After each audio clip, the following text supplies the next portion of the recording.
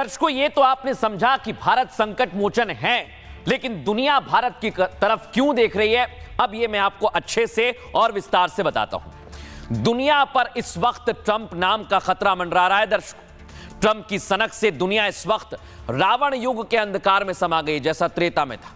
लिहाजा वेनेजुएला और ईरान का हाल देख अब यूरोप भी सतर्क हो गया है।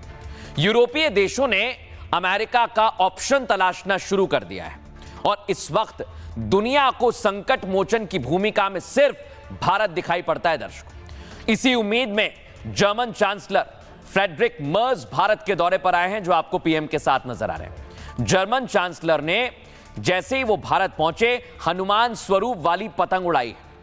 वैसे तो ये महज एक पतंग थी दर्शकों, लेकिन डिप्लोमेसी की दुनिया में बड़ा संकेत है। वैश्विक संकट के बीच एक्सपर्ट इसे संकट मोचन वाला संदेश मानते हैं, क्योंकि भारत ही इस वक्त वो देश है जो वैश्विक उथल पुथल में न्यूट्रल है, तटस्थ है। दर्शकों, भारत हनुमान जी की तरह शांति और बल का बैलेंस रखता है, यानी पीस का और पावर का। लिहाजा जर्मन चांसलर का भारत आना और ट्रेड डील करना बहुत बड़ा संकेत है। 2 दिन पहले फ्रांस के इमैनुअल मैक्रों ने भारत से वैश्विक अगुवाई की उम्मीद जताई और इससे संकेत मिलता है कि यूरोप भारत को स्थिर शक्ति मान रहा है। जब ट्रंप युद्ध और दबाव की राजनीति से दुनिया को हिला रहे हैं, तब भारत संतुलन, संवाद और संयम की नीति पर टिका हुआ है। हनुमान जी यहां शक्ति नहीं, संकट मोचन का वैश्विक प्रतीक बनकर उभरे हैं। मतलब दुनिया को आक्रामकता नहीं, समाधान की जरूरत महसूस हो रही है और भारत की भूमिका भरोसेमंद, मध्यस्थ और शांति स्तंभ बनकर उभरी है। जैसे रामायण काल में हनुमान जी संकट मोचन की भूमिका में रहे, यूरोप जानता है कि भारत बिना ब्लॉक राजनीति के वही संकट मोचन बन सकता है। यानी संदेश साफ है, जब सनक में जो युद्ध थोप रहे हैं, तो फिर रास्ता भारत यानी संकट मोचन ही दिखता है। और इसको लेकर हमने एक्सपर्ट से भी सवाल किया। दर्शकों, एक्सपर्ट क्या कह रहे हैं, इसे सुनिए जरा। ट्रंप अमेरिका में बैठकर क्लेम करते हैं कि मैं दुनिया में जंगे रुकवा रहा हूं और असल में दुनिया को नई नई जंगों की तरफ धकेल रहे हैं। जर्मनी के चांसलर मर्स इस वक्त भारत दौरे पे हैं और आज वो हनुमान स्वरूप पतंग उड़ा रहे थे। 2 दिन पहले फ्रेंच प्रेसिडेंट मैक्रो, उन्होंने भी भारत से आह्वान किया कि आप ग्लोबल लीडरशिप रोल में आए। भारत ऑलरेडी ग्लोबल साउथ का अनडिक्लेयर्ड लीडर है, मतलब सारा ग्लोबल साउथ इस वक्त भारत के पीछे है। अगर कोई ग्लोबल साउथ और ग्लोबल नॉर्थ के बीच में एक पुल का काम कर सकता है, तो वो सिर्फ भारत है। जर्मनी के चांसलर का आकर के हमारे प्रधानमंत्री जी के साथ पतंग उड़ाना और उस पतंग में भी हनुमान जी की आकृति है, तो यह साफ संदेश है कि भारत सबका नेतृत्व कर सकता है और ऐसी स्थिति में भारत को आगे बढ़ करके सबका नेतृत्व करते हुए हनुमान जी की तरह ऐसी समस्त ताकतों का विरोध करे जिन ताकतों ने अशांति फैलाई है। अब दर्शकों, मैं आपको बताता हूं, भारत संकट मोचन की भूमिका में यूरोप को दिख रहा है, लेकिन उसकी तस्वीर आज हमें देखने को मिली गुजरात में। देख रहे हैं आप, ट्रंप टैरिफ की बात कर रहे हैं, लेकिन भारत और जर्मनी की डिप्लोमेसी कैसी है वो आपको दिखाता हूं। फुल फ्रेम दिखाइए जरा। पीएम मोदी और Friedrich Merz.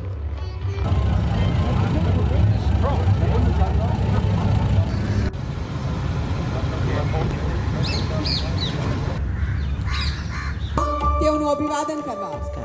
It is indeed beautiful। अब दर्शकों, मैं आपको बताता हूं, इधर बहुत बड़ी डील हो गई है भारत और जर्मनी में, और जो वैश्विक निवेशक हैं, जो बिजनेस करते हैं, वो आज जरूर सुने।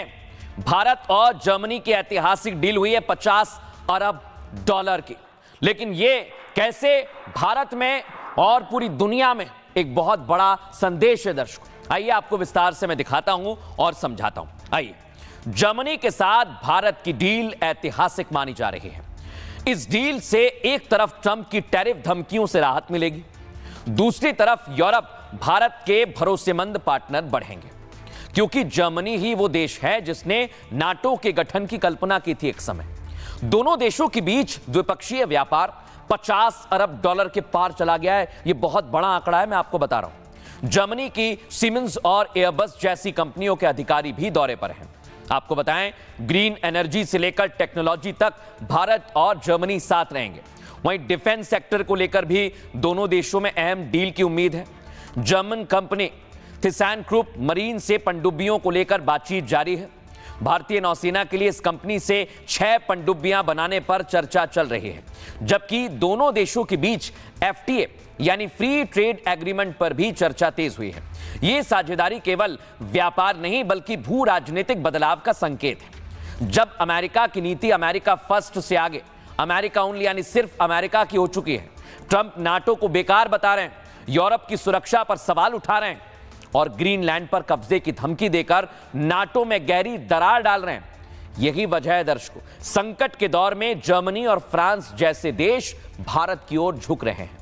इन विवादों के बीच यूरोप का नया बाजार तलाशना भारत के लिए फायदेमंद होगा दर्शकों, और जो बिजनेसमैन हैं, निवेशक हैं, उनके लिए फायदेमंद होगा।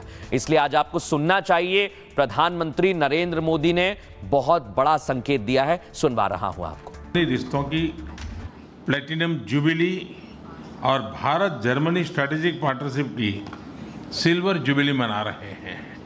स्वामी विवेकानंद जी की जयंती के पावन अवसर पर हमें उनके विचारों और संदेश से प्रेरणा लेनी चाहिए।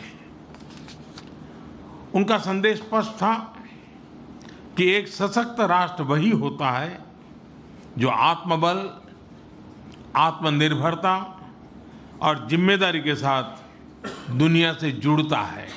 इसी सोच के अनुरूप हमारा साझा दायित्व है कि हम दुनिया के लिए ट्रस्टेड और रेजिलिएंट सप्लाई चेन्स को मजबूत करें।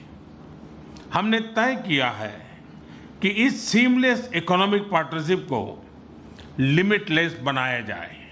डिफेंस क्षेत्र में आज हम ज्वाइंट डिक्लेरेशन ऑफ इंटेंट का एक्सचेंज कर रहे हैं। स्पेस सेक्टर में भी अब सहयोग के नए अवसर खुलेंगे। दुनिया की 2 बड़ी लोकतांत्रिक अर्थव्यवस्थाएं क्रिटिकल और इमर्जिंग टेक्नोलॉजीज में सहयोग और गहरा करेगी। लेकिन दर्शकों, इधर भारत की तरफ यूरोप झुक रहा है। जर्मनी के साथ बड़ी डील हुई है तो अमेरिका के सुर बदल गए। आपको बता रहा हूं मैं, सर्जियो गोर हैं दर्शकों जो आ गए भारत के राजदूत। और बड़ी बात क्या है, इनके सुर बदल गए। इन्होंने अब दावा किया है कि जल्द ही भारत और अमेरिका के बीच ट्रेड डील होने वाली है।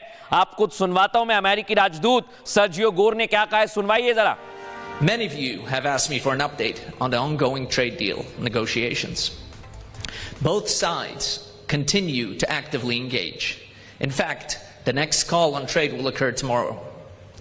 Remember, India is the world's largest nation, so it's not an easy task to get this across the finish line, but we are determined to get there.